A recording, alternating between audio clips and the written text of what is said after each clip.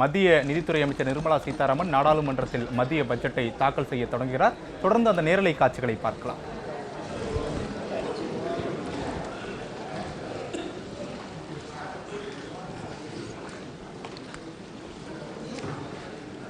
Honorable Speaker, I present the budget for 2023-2024.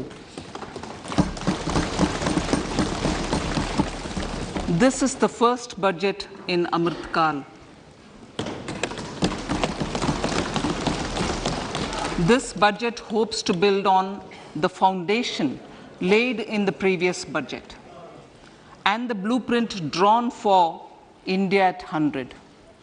We envision a prosperous and inclusive India in which the fruits of development will reach all sections and citizens, especially our youth, women, farmers, OBCs, scheduled castes and scheduled tribes.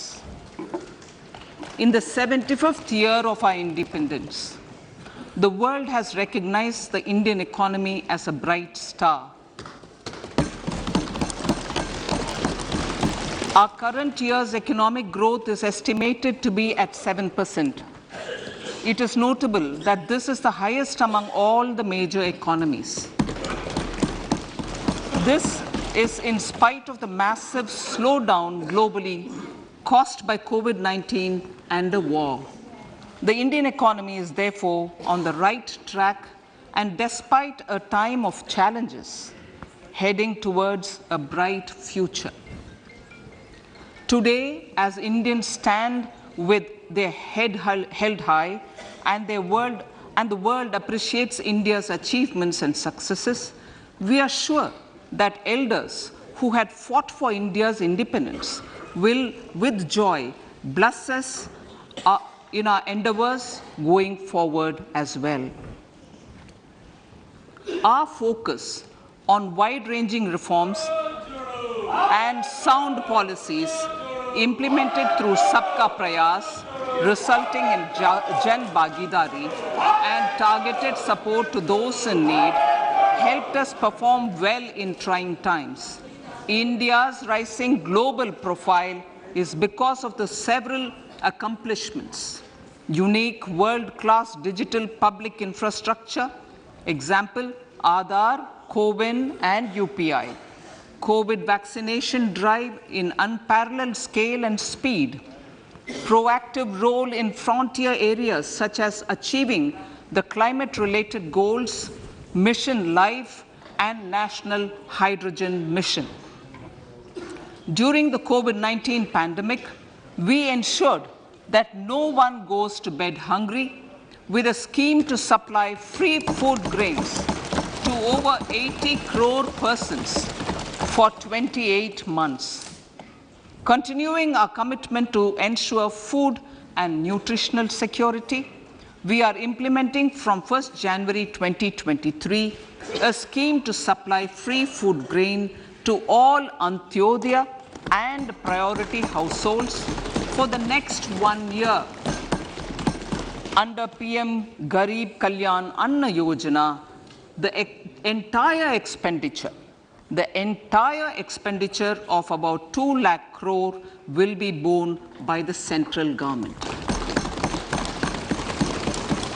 In these times of global challenges, the G20 presidency gives us a unique opportunity to strengthen India's role in the world economic order. With the theme of Vasudhaiva Kutumbakam, we are steering an ambitious people-centric agenda to address global challenges and to facilitate sustainable economic development. The government's efforts since 2014 have ensured for all citizens a better quality of life and life of dignity. The per capita income has more than doubled to 1.97 lakh rupees. In these 9 years, the Indian economy has increased in size from being 10th to 5th largest in the world. We have significantly improved our position as well as a well-governed and innovative country with a conducive environment for business as reflected in several global indices. We have made a significant progress in many sustainable development goals. The economy has become a lot more formalized as reflected in the EPFO membership, more than doubling to 27 crore and rupees 7,400 crore digital payments of 126 lakh crore rupees through UPI in 2022. Efficient implementation of many schemes with universalization of targeted benefits has resulted in inclusive development. Some of the schemes are 11.7 crore household toilets under Swachh Bharat mission, which is achieved, 9.6 crore LPG connections under Ujjwala, 220 crore COVID vaccination of 102 crore persons, 47.8 crore PM Jan Dhan bank accounts, insurance cover for 44.6 crore persons under PM Suraksha Bima and PM Jeevan Jyoti Yojana, and cash transfer of 2.2 lakh crores of rupees to 11.4 crore to over 11.4 crore farmers under PM Kisan Samman Nidhi. Our vision for the Amrit Kal includes technology-driven and knowledge-based economy with strong public finances and a robust financial sector. To achieve this, Jan Bhagidari through Sabka Saath, Sabka Prayas is essential. The economic agenda for achieving this vision focuses on three things. First, facilitating ample opportunities for citizens, especially the youth, to fulfill their aspirations. Second, providing strong impetus to growth and job creation.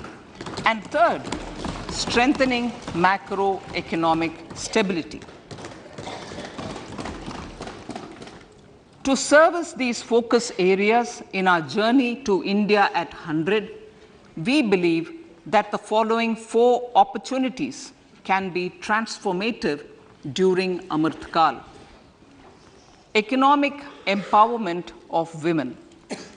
Deen Dayal Antyodaya Yojana National Rural Livelihood Mission has achieved remarkable success by mobilizing rural women into 81 lakh self-help groups. We will enable these groups to reach the next stage of economic empowerment through formation of large producer enterprises or collectives, with each having several thousand members and managed professionally. They will be helped with raw materials supply and for better design, quality, branding, and marketing of their products. Through supporting these policies, they will be enabled to scale up their operations to serve the large consumer markets, as has been the case with the several startups growing into unicorns. PM Vishwakarma Kaushal Samman, PM Vikas. For centuries, traditional artisans and craftspeople who work with their hands using tools have brought renown for India. They're generally referred to as Vishwakarma. The art and the handicraft created by them represents the true spirit of Atmanirbhar Bharat. For the first time, a package of assistance for them has been conceptualized. The new scheme will enable them to improve the quality, scale, and reach of their products, integrating them with the MSME value chain. The components of this scheme will include not only financial support, but also access to advanced skill training, knowledge of modern digital techniques, and efficient green technologies, brand promotion, linkage with local and global markets, digital payments, and social security.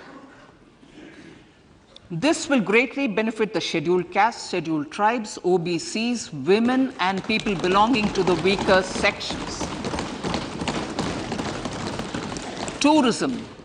The country offers immense attraction for domestic as well as foreign tourists.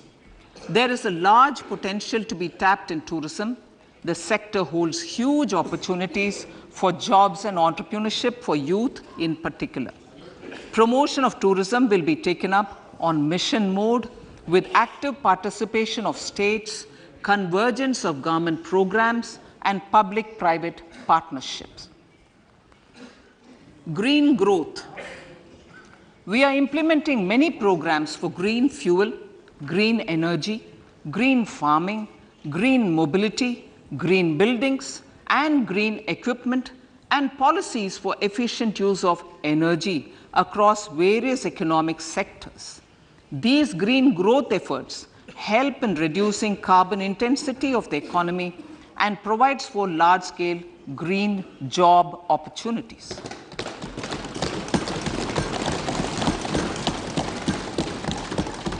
Priorities of this budget.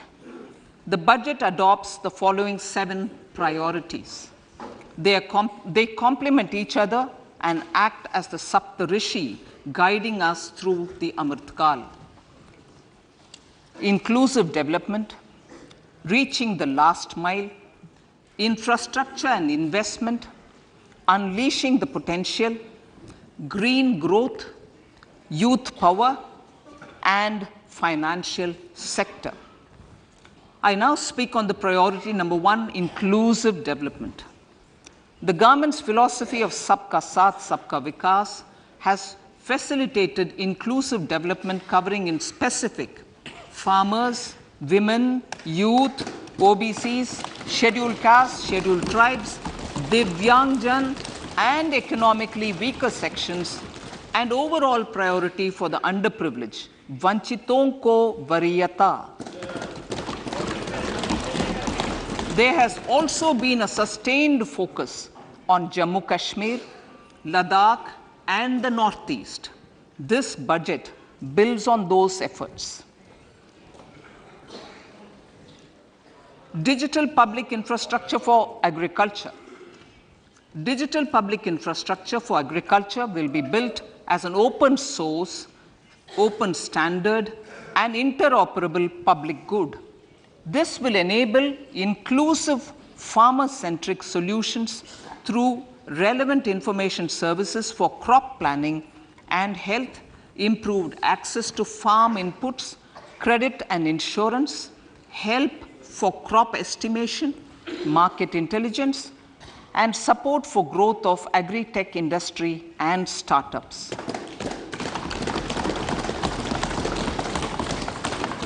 An agriculture accelerator fund. An agriculture accelerator fund will be set up to encourage agri startups by young entrepreneurs in rural areas. The fund will aim at bringing innovative and affordable solutions for challenges faced by farmers. It will also bring in modern technologies to transform agricultural practices, increase productivity and profitability. To enhance the productivity of extra long staple cotton, we will adopt a cluster-based and value chain approach through public-private partnerships. This will mean collaboration between farmers, state, and industry for input supplies, extension services, and market linkages. We will launch an Atmanirbhar Clean Plant program to boost availability of disease-free, quality planting material for high-value horticultural crops at an outlay of 2,200 crores. Global hub for millets. Millets which are Shri Anna. India is the forefront.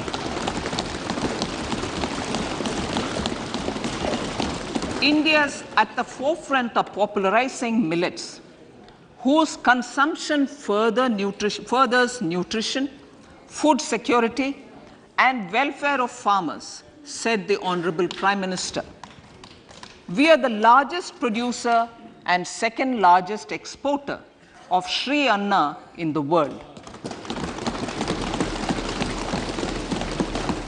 We grow several types of Shri Anna, such as Shri Anna Jowar, Shri Anna Ragi, Shri Anna Bajra, Shri Anna Kutu, Ramdana, Kangni, Kutni, Kutki, Kodo, China, and Sama.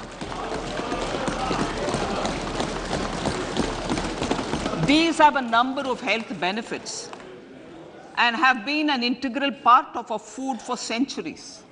I acknowledge with pride the huge service done by small farmers in contributing to the health of fellow citizens by growing these Shri Anna. Now, to make India a global hub for Shri Anna, the Indian Institute of Millet Research, ideally Indian Institute of the Shri Anna Research, Hyderabad, will be supported as the center of excellence for sharing best practices, research, and technologies at the international level. The agricultural credit target will be increased to 20 lakh crores with focus on animal husbandry, dairy, and fisheries. We will launch a new sub-scheme of PM Matsya Sampada Yojana, which is an existing scheme, but we launch a new sub-scheme with targeted investment of 6,000 crores to further enable activities of fishermen, fish vendors, and micro and small entrepreneurs, improve value chain efficiencies, and expand the market.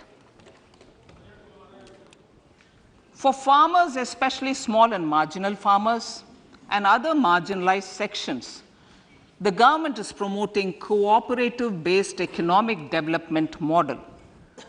A new Ministry of Cooperation was formed with a mandate to realize the vision of Sahakar Se Samriddhi. To realize this vision, the government has already initiated computerization of 63,000 primary agricultural credit societies with an investment of 2,516 crores. In consultation with all the stakeholders and the states, model bylaws for PACS were formulated, enabling them to become multi-purpose PACS. A national cooperative database is being prepared for countrywide mapping of cooperative societies. With this backdrop, we will implement a plan to set up massive decentralized storage capacity.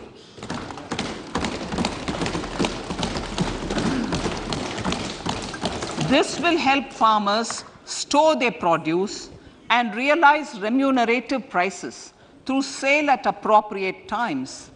The government will also facilitate setting up of a large number of multi-purpose cooperative societies, primary fisheries societies, and dairy cooperative societies in uncovered panchayat and villages in the next 5 years.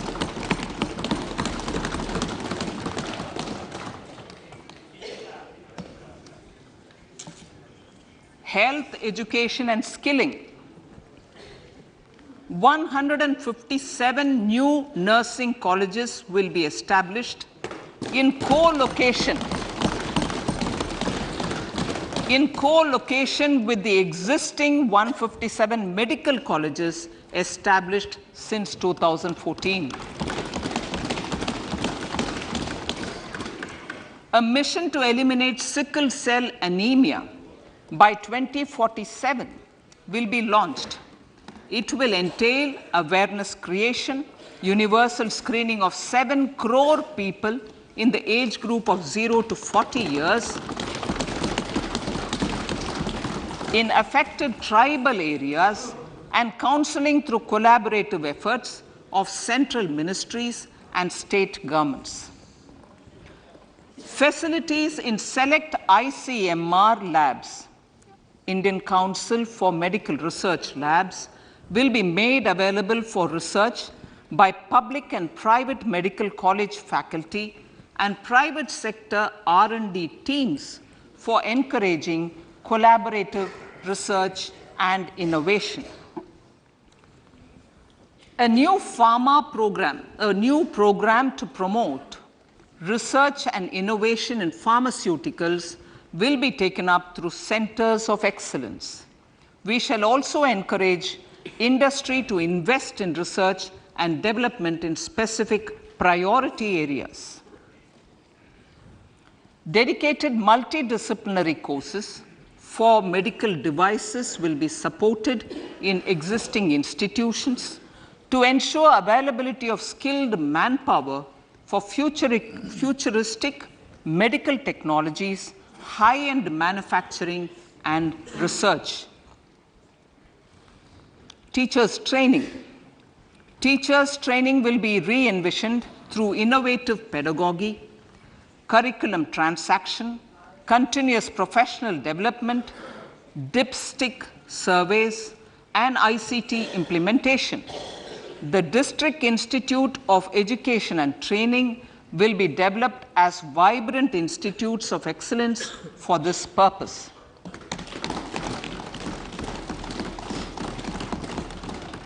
National Digital Library for Children and Adolescents.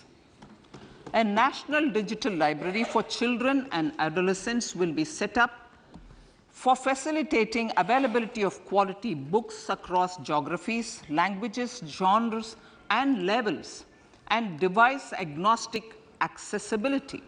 States will be encouraged to set up physical libraries for them at panchayat and ward levels and provide infrastructure for accessing the national digital library resources. Additionally, to build a culture of reading and to make up for pandemic time learning loss, the National Book Trust, the Children's Book Trust, and other sources will be encouraged to provide and replenish non-curricular titles in regional languages and in English to these physical libraries. Collaboration with NGOs that work in literacy will also be a part of this initiative to inculcate financial literacy. Financial sector regulators and organizations will be encouraged to provide age-appropriate reading material to these libraries. I move to priority 2, reaching the last mile. Prime Minister Vajpayee's government had formed the Ministry of Tribal Affairs and the Department of Development of Northeast Region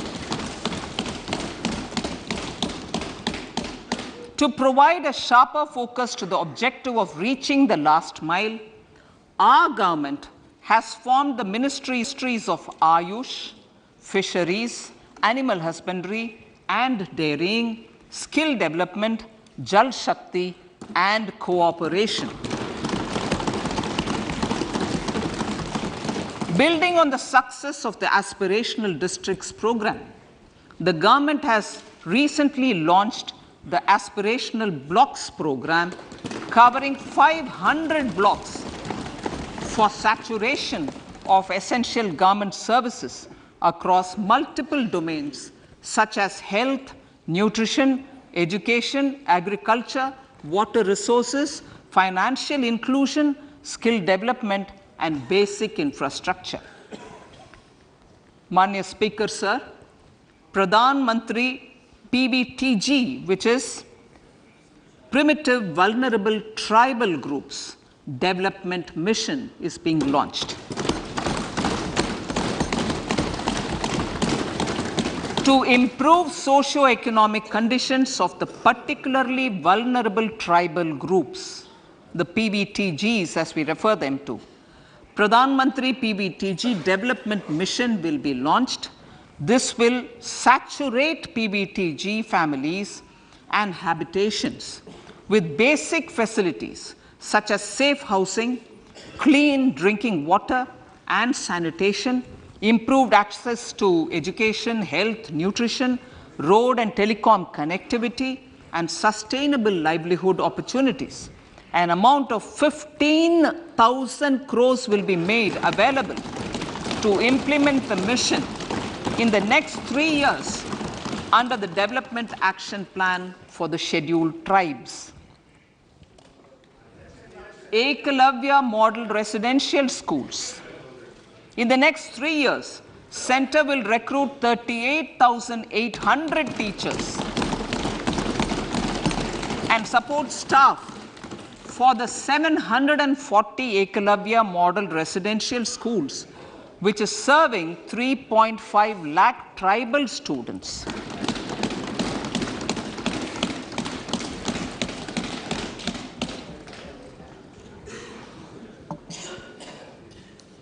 In the drought-prone central regions of Karnataka, central assistance of 5,300 crore will be given to Upper Bhadra project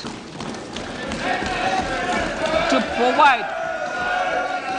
provide sustainable micro irrigation and filling up of surface tanks for drinking water. PM Avas Yojana. The outlay for PM Avas Yojana is being enhanced by 66% to over 79,000 crores. Bharat Shared Repository of Inscriptions will be set up in a digital epigraphy museum with digitization of 1 lakh ancient inscriptions in the first stage. Support for poor prisoners. For poor persons who are in prisons and unable to afford the penalty or the bail amount, required financial support will be provided. Priority number 3, infrastructure and investment. Investments in infrastructure and productive capacity have a large multiplier impact on growth and employment. After the subdued period of the pandemic, private investments are growing again. The budget takes the lead once again to ramp up the virtuous cycle of investment and job creation. Honorable Speaker, sir, the capital investment outlay is being increased steeply for the 3rd year in a row by 33% to 10 lakh crores, which would be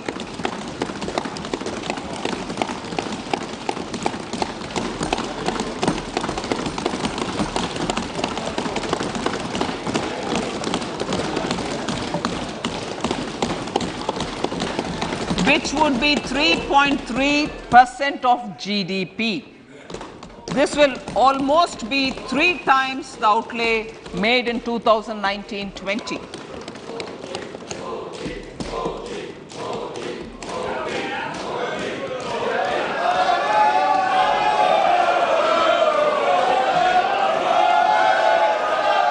This substantial increase in recent years is central to the government's efforts to enhance growth potential and job creation, crowd in private investments, and provide a cushion against global headwinds.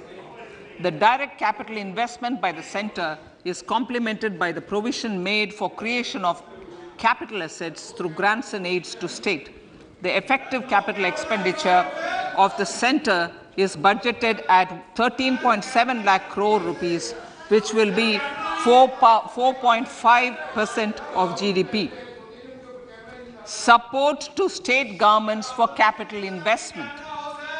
I have decided to continue the 50-year interest-free loan to state governments for 1 more year to spur investment in infrastructure and to incentivize them for complementary policies actions with a significantly enhanced outlay of 1.3 lakh crores. The newly established Infrastructure Finance Secretariat will assist all stakeholders for more private investment in infrastructure, including railways, roads, urban infrastructure, and power, which are predominantly depend on public resources.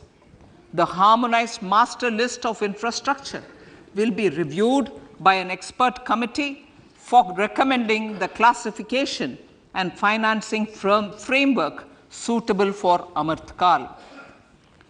A capital outlay, I'm talking about railways now, sir, Honorable Speaker, railways.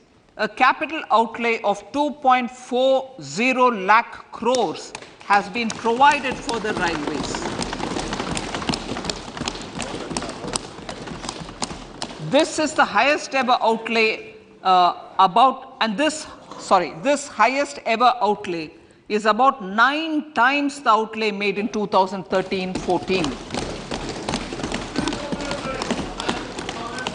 100 critical transport infrastructure projects for last and first mile connectivity for ports, coal, steel, fertilizer and food grain sectors have been identified. They will be taken up on priority with investment of 75,000 crores, including 15,000 crore from private sources. 50 additional airports, heliports, water aerodromes, and advanced landing grounds will be revived for improving regional air connectivity.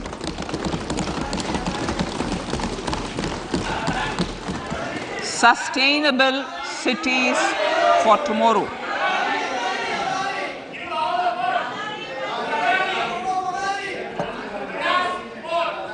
States and cities will be encouraged to undertake urban planning reforms and actions to transform our cities into sustainable cities of tomorrow.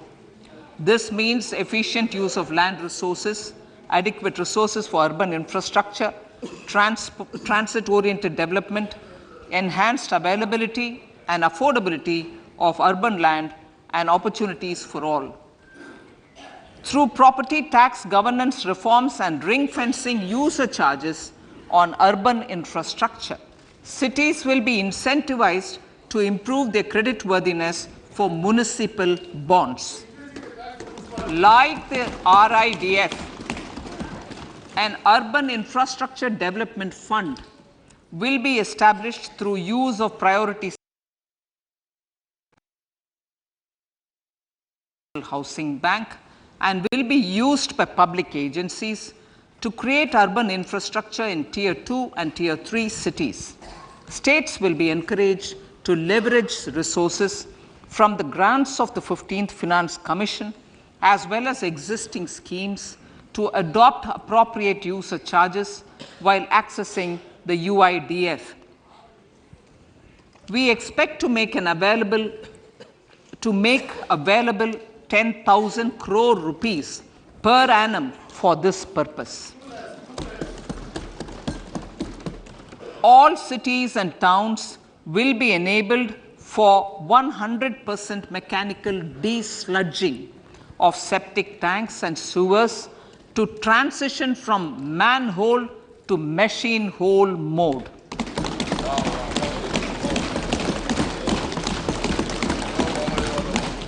Enhanced focus will be provided for scientific management of dry and wet waste. Honorable Speaker, sir, our Prime Minister had said, good governance is the key to a nation's progress.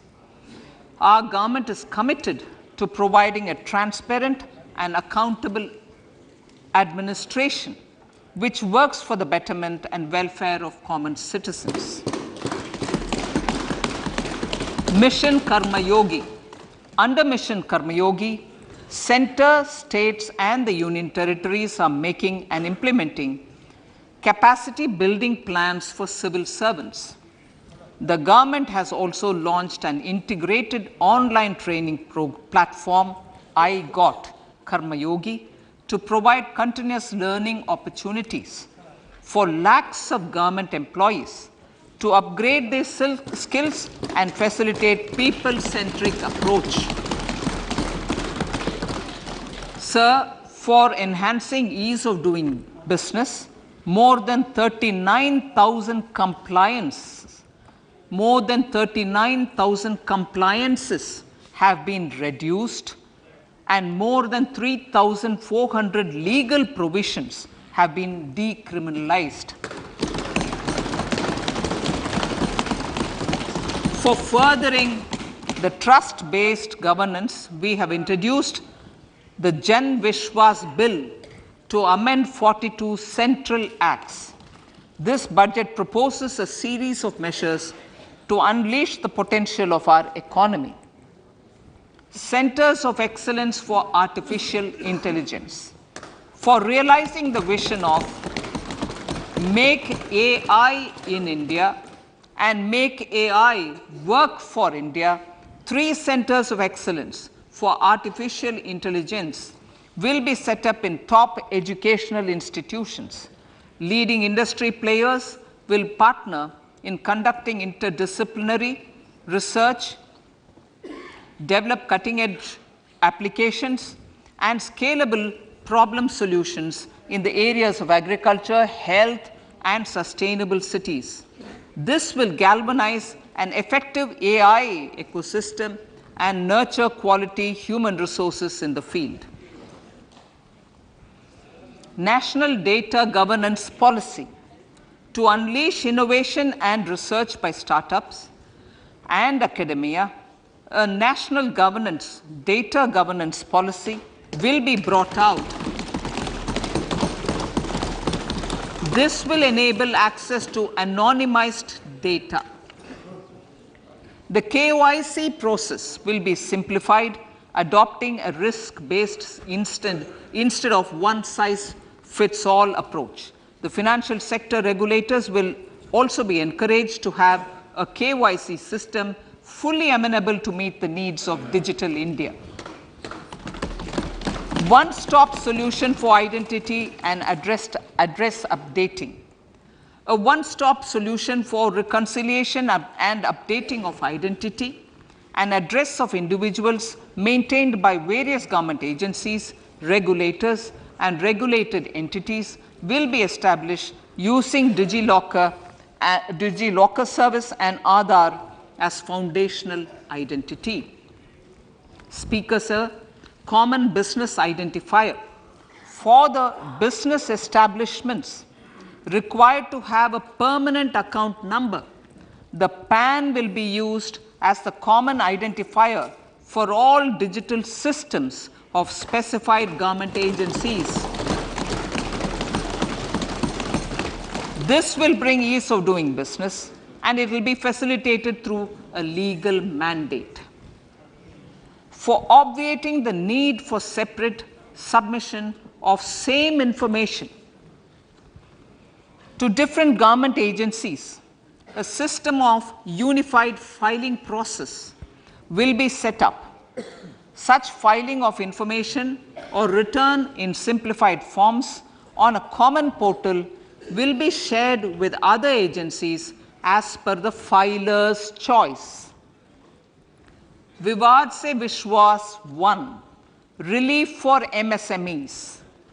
In cases of failure by MSMEs to execute contracts during the COVID period, 95% of the forfeited amount relating to the bid or performance security will be returned to them by government and government undertakings. This will provide relief to the MSMEs. Vivad se Vishwas 2, settling contractual disputes. To settle contractual disputes of government and government undertakings, wherein arbitral award is under challenge in a court, a voluntary settlement scheme with standardized terms will be introduced. This will be done by offering graded settlement terms depending on pendency level of the dispute. The state support mission of Niti Aayog will be continued for 3 years for our collective efforts towards national priorities. Result-based financing. To better allocate scarce resources for competing development needs, the financing of select schemes will be changed on a pilot basis from input-based to result-based. E-courts. For efficient administration of justice, Phase 3 of e-courts projects Phase 3 of the e-courts project will be launched with an outlay of 7,000 crores. Fintech services in India have been facilitated by our digital public infrastructure, including Aadhaar, PM Jan Dhan Yojana, Video, KYC, India Stack, and UPI. To enable more fintech innovative services, the scope of documents available in DigiLocker for individuals will be expanded. An entity DigiLocker will be set up for the use by MSMEs, large businesses, and also charitable trusts. This will be towards storing and sharing documents online securely whenever needed with various authorities, regulators, banks, and other business entities. 5G services. 100 labs for developing applications using 5G services will be set up in engineering institutions.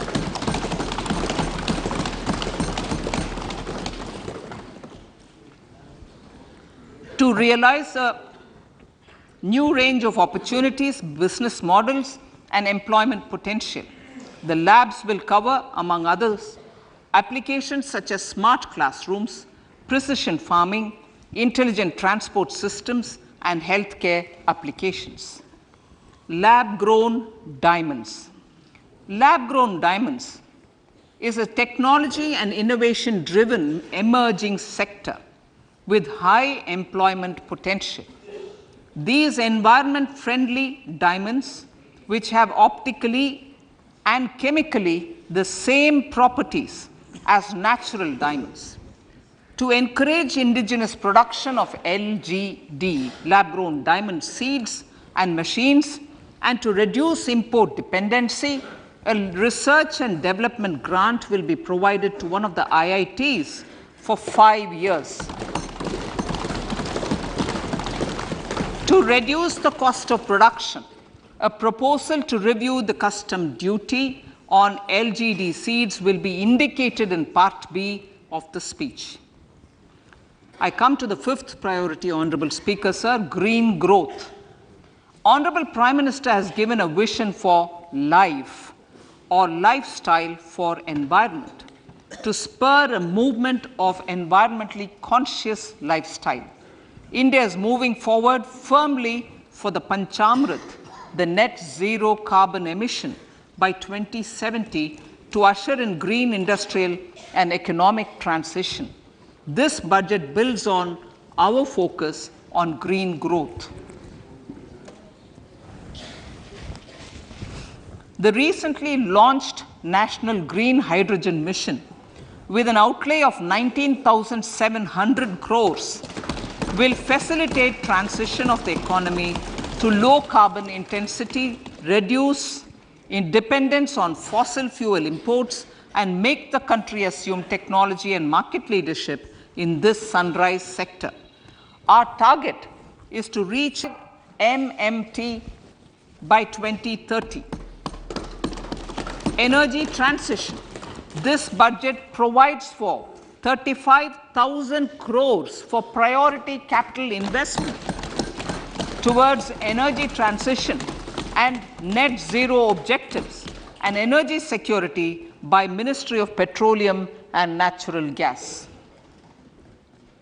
To steer the economy on sustainable development path, battery energy storage systems with capacity of 4,000 MWH will be supported with viability gap funding. A detailed framework for pumped storage projects will also be formulated. Renewable energy evacuation. The interstate transmission system for evacuation and grid integration of 13 gigawatt renewable energy from Ladakh will be constructed with investment of 20,700 crore, including central support of 8,300 crores. Green credit program.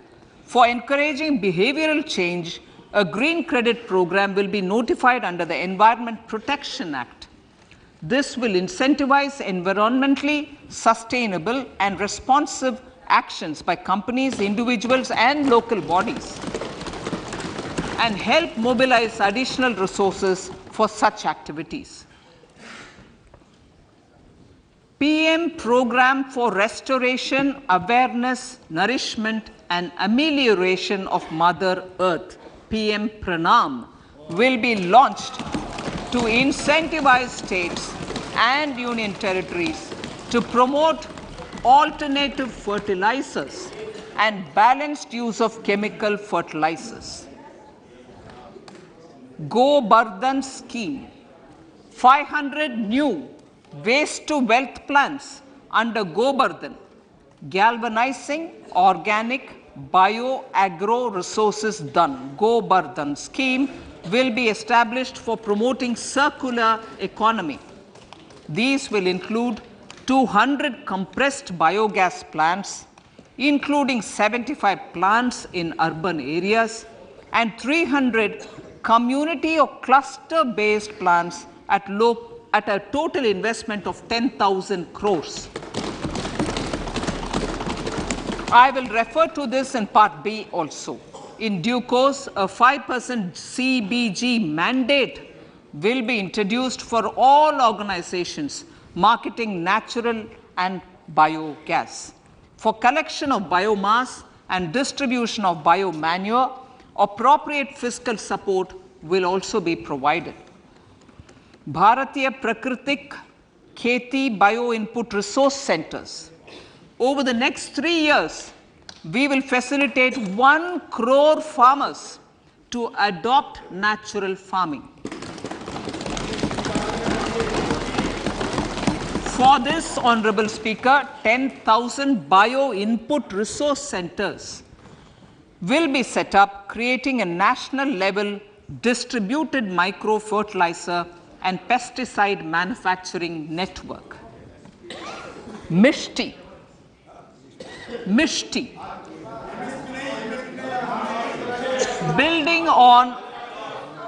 Building on India's success in afforestation, mangrove initiative for shoreline habitats and tangible incomes, Mishti, will be taken up for mangrove plantation along the coastline and on salt pan lands wherever feasible through convergence between Manrega, Campa, Fund and other sources. Amrit Dharohar. Wetlands are vital ecosystems which sustain biological diversity. In his latest Man Ki Baat, the Prime Minister said, now, I quote, now the total number of Ramsar sites in our country has increased to 75, whereas before 2014, there were only 26, unquote. Local communities have always been at the forefront of conservation efforts. The government will promote their unique conservation values through Amrit Dharohar, a scheme that will be implemented over the next 3 years to encourage optimal use of wetlands and enhance biodiversity, carbon stock, ecotourism opportunities, and income generation for local communities. Coastal shipping. Coastal shipping will be promoted as the energy efficient and lower cost mode of transport, both for passengers and freight, through PPP mode with viability gap funding. Vehicle replacement. Vehicle replacement is an important continuing policy, replacing the old political, I know, replacing, absolutely, thank you. Replacing old polluting vehicles. May be applicable, right? Replacing old polluting vehicles is an important part of greening our economy. In furtherance of the vehicle scrapping policy mentioned in Budget 21-22, I have allocated adequate funds to scrap old vehicles of the central government. States will also be supported in replacing old vehicles and old state ambulances. Honorable Speaker, sir, I move to priority 6, youth power. To empower our youth and help the Amrit PD realize their dreams, we have formulated the National Education Policy, which is very wide in its scope, but one of the things is also to focus on skilling, adopted economic policies that facilitate job creation at scale and have supported business opportunities. Pradhan Mantri Kaushal Vikas Yojana. Pradhan Mantri Kaushal Vikas Yojana 4.0 will be launched to skill lakhs of youth within the next 3 years. On-job training, industry partnership, and alignment of courses with needs of industry will be emphasized. The scheme will also cover new age courses for Industry 4.0 like coding, AI, robotics, mechatronics, IoT, 3D printing, drones, and other soft skills. To skill youth for international opportunities, 30 Skill India International Centers will be set up across different states.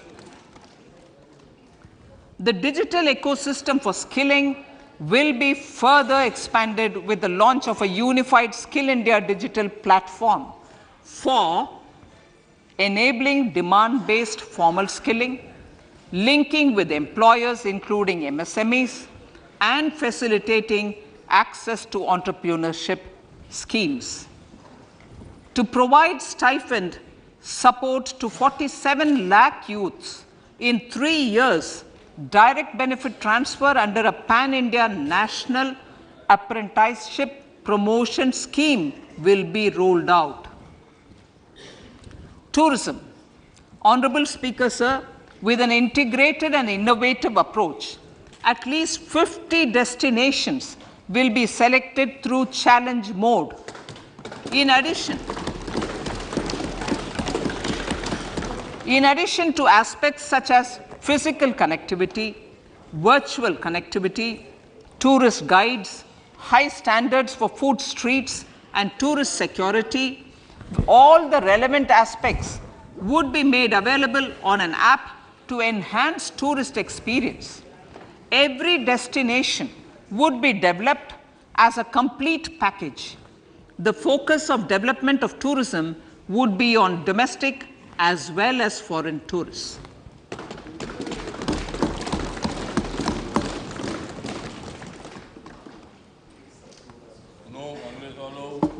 Sector-specific skilling and entrepreneurship development will be dovetailed to achieve the objectives of Dekho Apna Desh initiative. This was launched as an appeal by the Honorable Prime Minister to the middle class to prefer domestic tourism over international tourism. The integrated development of theme-based tourist circuits, the Swadesh Darshan scheme, was also launched. Under the Vibrant Villages program, tourism infrastructure and amenities will be facilitated in border villages. Unity Mall. States will be encouraged to set up a Unity Mall in their state capital or most prominent tourism center or the financial capital for promotion and sale of their one district, one product and GI products and other handicraft products, and for providing space for such products of all other states as well. Sir, priority number 7, financial sector. Our reforms in the financial sector and innovative use of technology have led to financial inclusion at scale, better and faster service delivery, ease of access to credit, and participation in financial markets. This budget proposes to further these measures. Credit guarantee for MSMEs. Last year, I proposed revamping of the credit guarantee scheme for the MSMEs. I am happy to announce that the revamped scheme will take effect from 1st April 2023 through infusion of 9,000 crores in the corpus.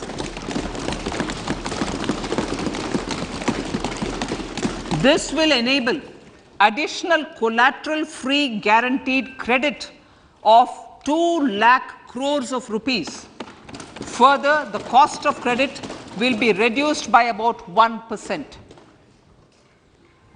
A national financial information registry will be set up to serve as the central repository of financial and ancillary information. This will facilitate efficient flow of credit, promote financial inclusion, and foster financial stability.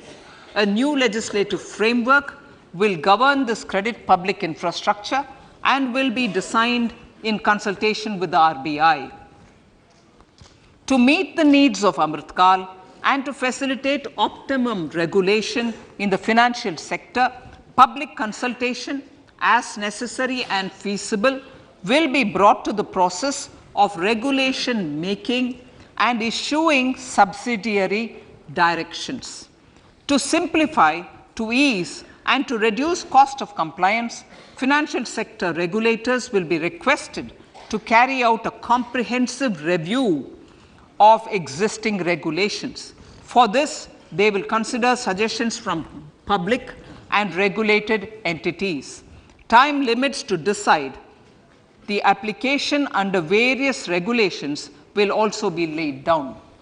Honorable Speaker, sir, to enhance business activities in GIFT IFSC, the following measures will be taken. Delegating powers under the SEZ Act to the IFSCA to avoid dual regulation. Setting up a single window IT system for registration and approval of IFSCA, SEZ authorities, GSTN, RBI, SEBI, and IRDAI. Permitting acquisition financing by IFSC banking units of foreign banks. Establishing a subsidiary of Exim Bank for trade refinancing. Amending IFSCA Act for statutory provisions for arbitration, ancillary services, and avoiding dual regulation under the SEZ Act, and recognizing offshore derivative instruments as valid contracts. Honorable Speaker, sir, data embassy. For countries looking for digital continuity solutions, we will facilitate setting up of their data embassies in GIFT IFSC.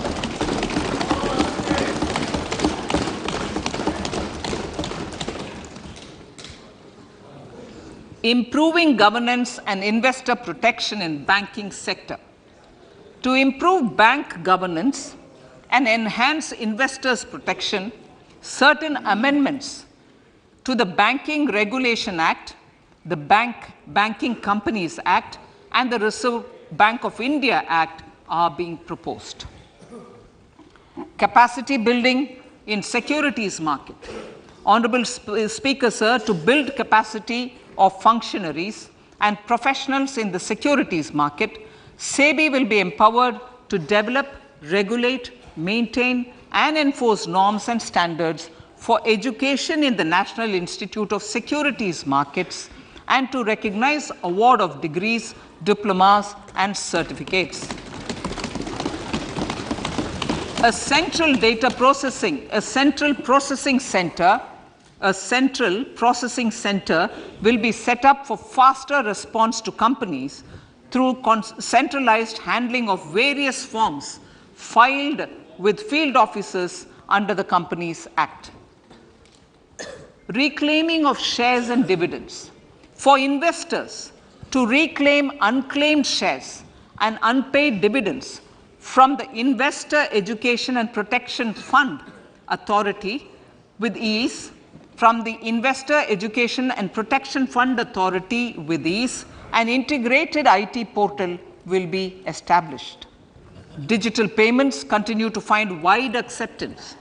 In 2022, they show an increase of 76% in transaction and 91% in value. Fiscal support for this digital public infrastructure will continue in 2023-2024. Azadi Ka Amrit Mahotsav, Mahila Samman Bachat Patra.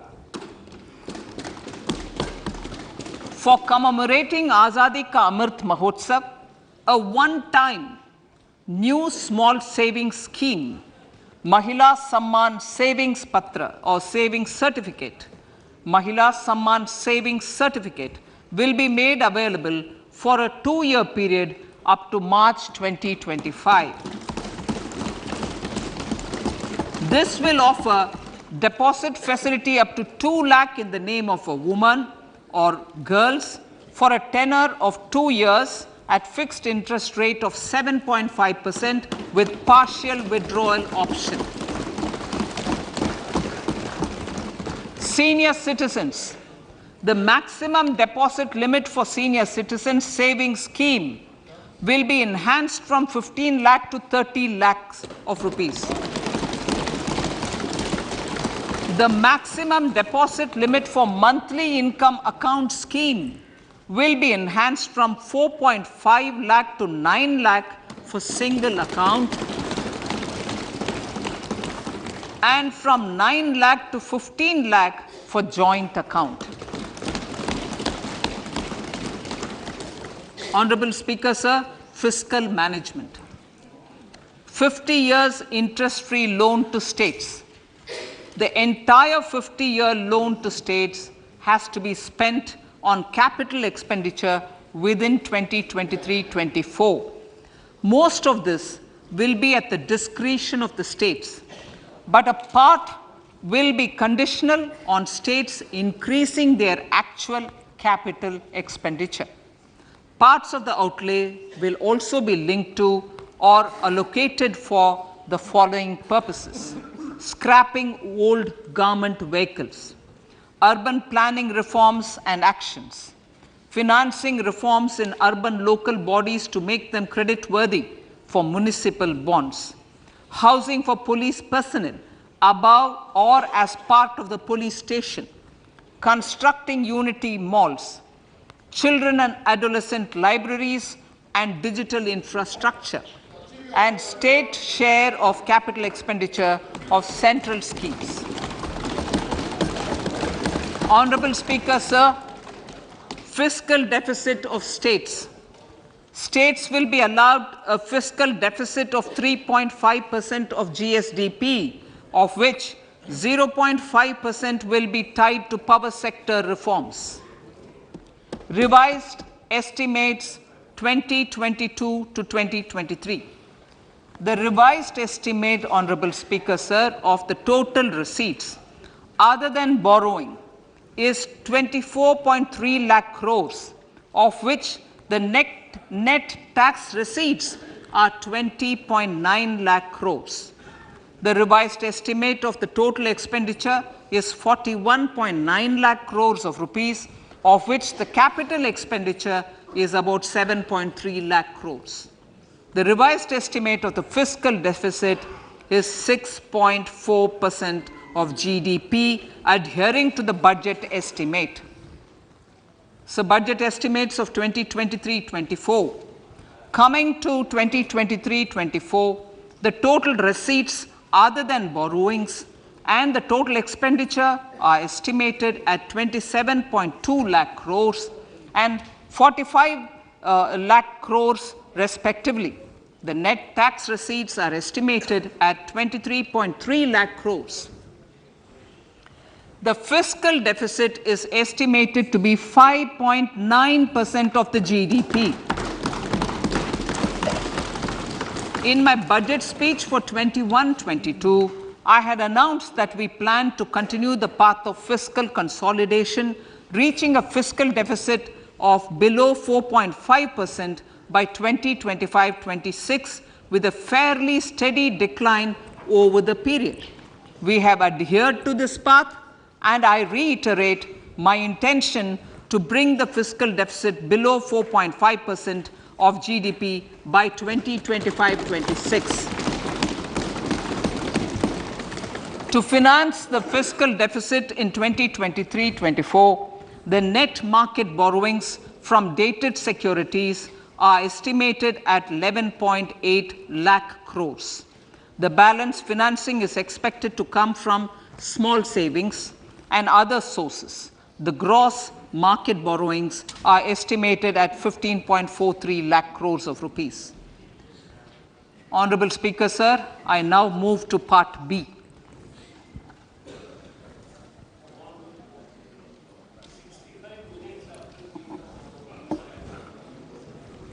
Indirect taxes. My indirect tax proposals will aim to promote exports, boost domestic manufacturing, enhance domestic value addition, encourage green energy and mobility. A simplified tax structure with fewer tax rates helps in reducing compliance burden and improving tax administration. I propose to reduce the number of basic customs duty rates on goods other than textiles and agriculture from 21 to 13. As a result, there are minor changes in the basic custom duties, cesses and surcharges on some items including toys, bicycle, automobiles and naphtha. Green mobility. To avoid cascading of taxes on blended compressed natural gas, I propose to exempt excise duty on GST paid compressed biogas contained in it. To further provide impetus to green mobility, customs duty exemptions is being extended to import of capital goods and machinery required for manufacture of lithium-ion cells for batteries used in electrical vehicles as well. Electronics. As a result of various initiatives of the government, including phased manufacturing program, mobile phone production in India has increased from 5.8 crore units valued at about 18,900 crore in 2014-15 to 31 crore units valued at 2,75,000 crore in the last financial year. To further deepen domestic value addition in manufacturing of mobile phones, I propose to provide relief to customs duty. I propose to provide relief in customs duty on import of certain parts and inputs like camera lens and continue the concessional duty on lithium-ion cells for batteries for another year. Similarly, to promote value addition in manufacture of televisions, I propose to reduce the basic customs duty on parts of open cells of TV panels to 2.5%. Electrical. To rectify inversion of duty structure and encourage manufacturing of electric kitchen chimneys, the basic custom duty on electric kitchen chimney is being increased from 7.5% to 15%, and that on heat coils for these is proposed to be reduced from 20% to 15%. Chemicals and petrochemicals. Denatured ethyl alcohol is used in chemical industry. I propose to exempt basic customs duty on it. This will also support the ethanol blending program and facilitate an endeavor for energy transition. Basic customs duty is also being reduced on acid-grade fluorospar from 5% to 2.5% to make the domestic fluorochemicals industry competitive. Further, the basic customs duty on crude glycerin for use in manufacture of epichlorohydrin is proposed to be reduced from 7.5% to 2.5%.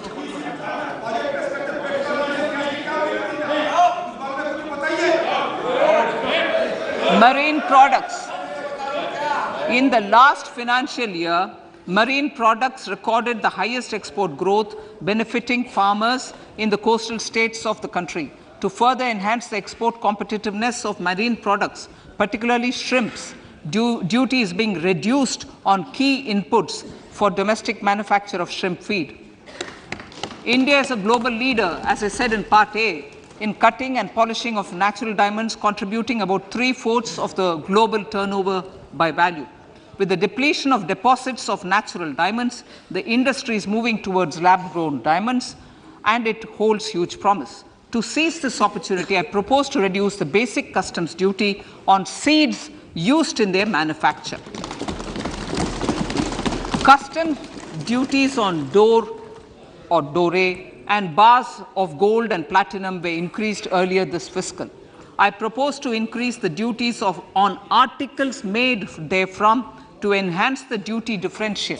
I also propose to increase the import duty on silver doors, bars and articles to align them with that on gold and platinum. To facilitate availability of raw materials for the steel sector, exemptions from basic custom duty on raw materials for manufacture of CRGO steel, ferrous scrap and nickel cathode is being continued. Similarly, the concessional BCD of 2.5% on copper scrap is also being continued to ensure the availability of raw materials for secondary copper producers who are mainly in the MSME sectors. Compounded rubber. The basic custom duty rate on compounded rubber is being increased from 10% to 25% or 30 kg, whichever is lower, at par with that of natural rubber other than latex, to curb circumvention of duty. Cigarettes. National calamity contingent duty on specified cigarettes was last revised 3 years ago. This is proposed to be revised upwards by about 16%. Direct taxes. I now come to my direct tax proposals. Honorable Speaker, these proposals aim to maintain continuity and stability of taxation, further simplify and rationalize various provisions to reduce the compliance burden, promote the entrepreneurial spirit, and provide tax relief to citizens. It has been constant endeavor of the Income Tax Department to improve taxpayers' services by making compliance easy and smooth. Our taxpayers portal received a maximum of 72 lakh returns in a day, processed more than 6.5 crore returns this year. Average processing period reduced from 93 days in financial year 13-14 to 16 days only now.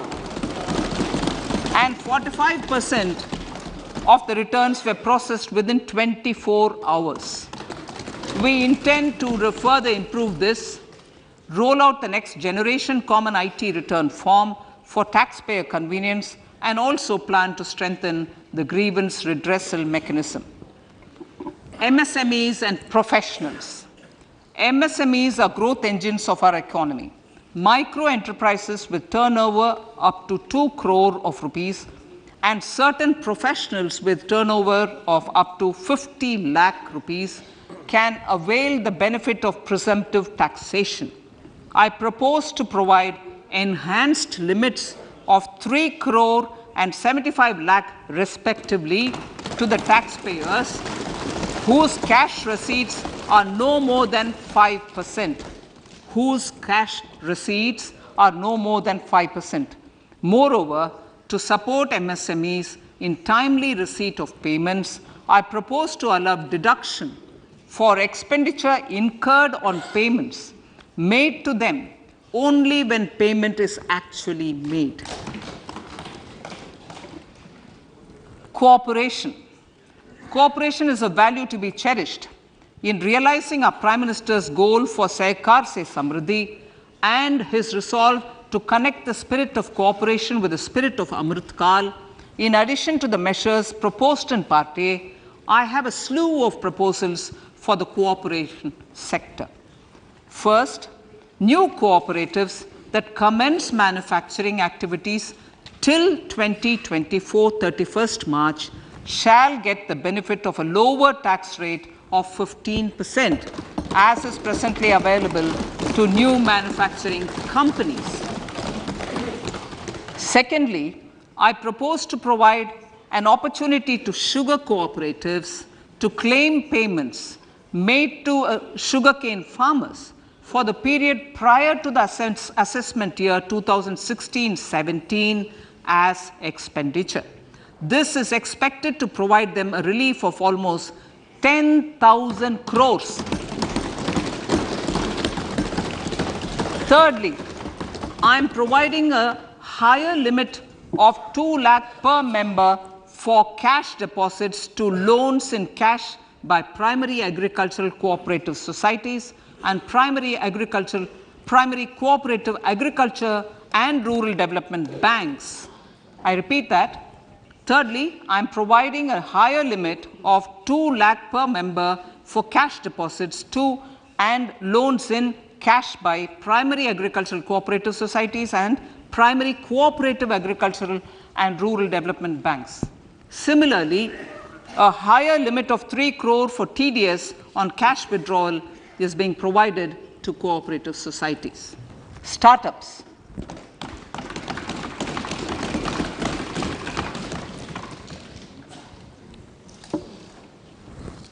Entrepreneurship is vital for a country's economic development.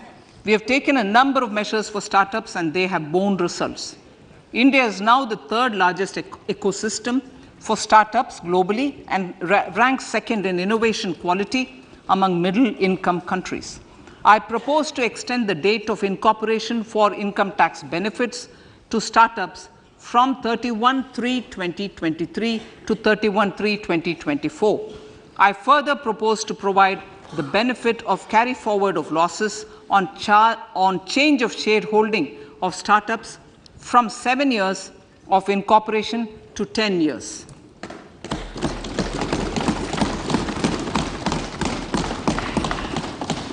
To reduce the pendency of appeals at commissioner level, I propose to deploy about 100 joint commissioners for disposal of small appeals. We shall also be more selective in taking up cases for scrutiny of returns already received this year. Better targeting of tax concessions. For better targeting of tax concessions and exemptions, I propose to cap deduction from capital gains on investment in residential house under Section 54 and Section 54F to 10 crores. Another proposal with similar intent is to limit income tax exemption from proceeds of insurance policies with very high value. Rationalization. Honorable Speaker, sir, there are a number of proposals relating to rationalization and simplification. Income of authorities, boards, and commissions set up by statutes of union or state for the purpose of housing, development of cities, towns, and villages, and regulating and developing an activity or matter is proposed to be exempted from income tax. Other major measures in this direction are removing the minimum threshold of 10,000 for TDS and clarifying taxability relating to online gaming, not treating conversion of gold into electronic gold receipts and vice versa as capital gains, reducing the TDS rate from 30% to 20% on taxable portion of EPF withdrawals in non-PAN cases, and taxation on income for market-linked debentures. Other major proposals in the finance bill relate to the following: extension of period of tax benefits to funds relocating to IFSC, GIFT City till 31/3/2025, decriminalization under Section 276A of the Income Tax Act, allowing carry forward of losses on strategic disinvestment, including that of IDBI Bank, and providing EEE status to Agnivir Fund. Personal income tax.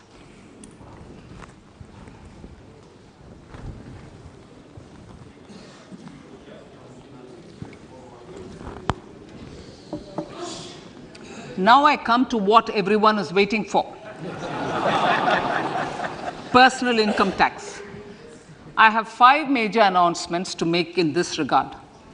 These primarily benefit our hard-working middle class. The first one concerns rebate. Currently, those with income up to 5 lakh do not pay any income tax in both old and new regimes. I propose to increase the rebate limit to 7 lakhs in the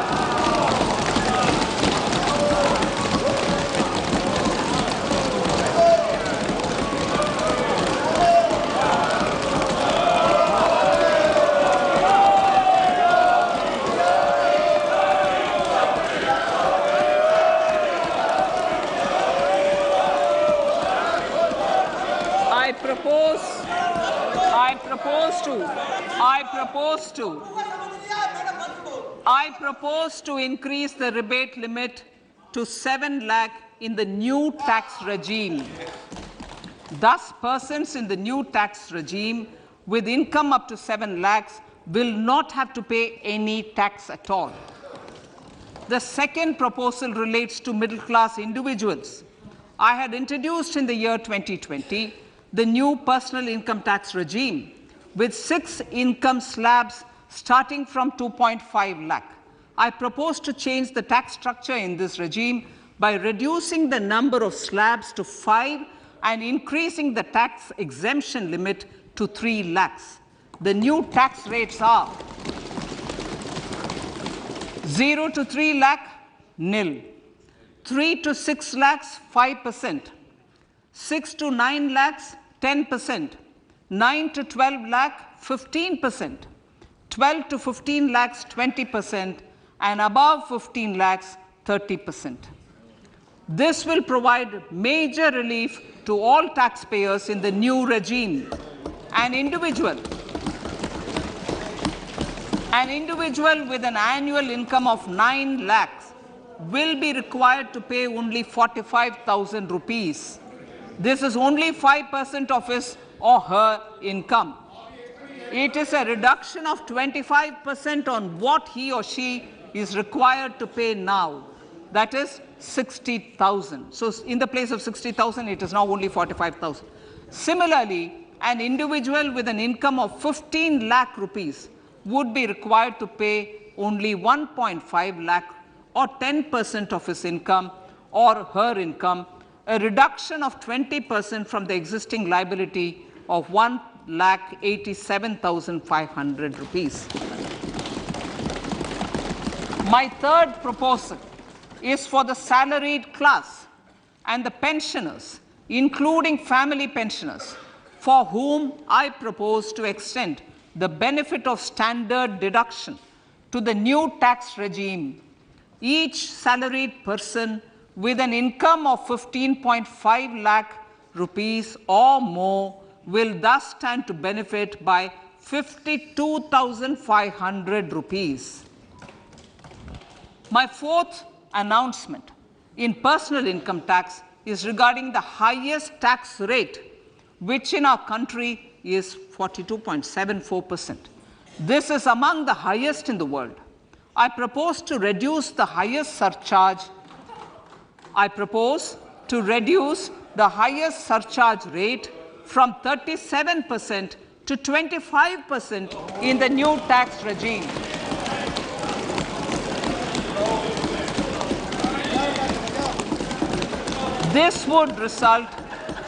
This would result in reduction of the maximum rate. This would result in the reduction of the maximum tax rate to 39%. Lastly, the limit of 3 lakh rupees for tax exemption on leave encashment on retirement of non-government salaried employees was last fixed in the year 2002, when the highest basic pay in the government was only 30,000 rupees per month. In line with the increase in the government salaries, I am proposing to increase this limit to 25 lakh rupees.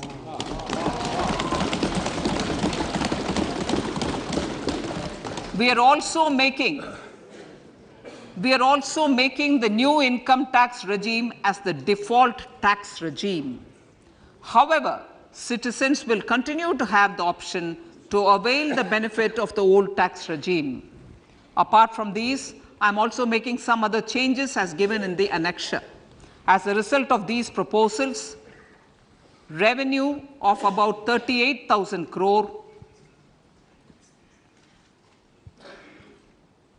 to 37,000 crore in direct taxes and rupees 1,000 crore in indirect taxes will be foregone, while revenue of about 3,000 crore will be additionally mobilized.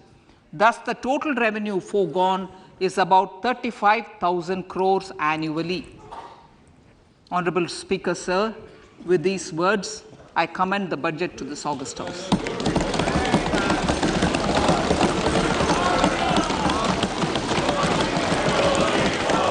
One hour, 25 minutes. Item number 1, माननीय item number 2, Shrimati Nirmala Sitharaman ji. Sir, with your permission, I lay on the table of the following statements. Under Section 3(1) of the Fiscal Responsibility Budget Management Act 2003, 1. Medium-term fiscal policy cum fiscal policy strategy statement and macroeconomic framework statement. माननीय सदस्यगण, जैसा कि आपको समाचार भाग 2 के माध्यम से पहले ही सूचित किया जा चुका है कि माननीय वित्त मंत्री जी के बजट भाषण की प्रतियां हार्ड कॉपी के रूप में उपलब्ध कराई गई है. आप बजट भाषण की अपनी अपनी प्रति प्रकाशन पलक से ले लें. आपको ये भी सूचित किया जाता है कि माननीय मंत्री द्वारा बजट प्रस्तुत किए जाने के पश्चात उसकी प्रतियां आपको मेंबर्स पोर्टल के माध्यम से उपलब्ध करा दी जाएगी. आइटम नंबर 3, माननीय मंत्री जी, वित्त मंत्री जी. Sir, with your permission, I rise to move for leave to introduce the Finance Bill 2023. प्रश्न ये कि विधेयक को पुनर्स्थापित करने की अनुमति प्रदान की जाए. जो सदस्य इसके पक्ष में हाँ कहें, जो सदस्य विरोध में ना कहें. मेरे विचार में निर्णय हाँ वालों के पक्ष में. माननीय मंत्री जी विधेयक को पुनर्स्थापित करें. Sir, I introduce the bill. सभा की कार्रवाई कल गुरुवार दिनांक 2 फरवरी 2023 को प्राप्त 11 बजे तक के लिए स्थगित की जाती है.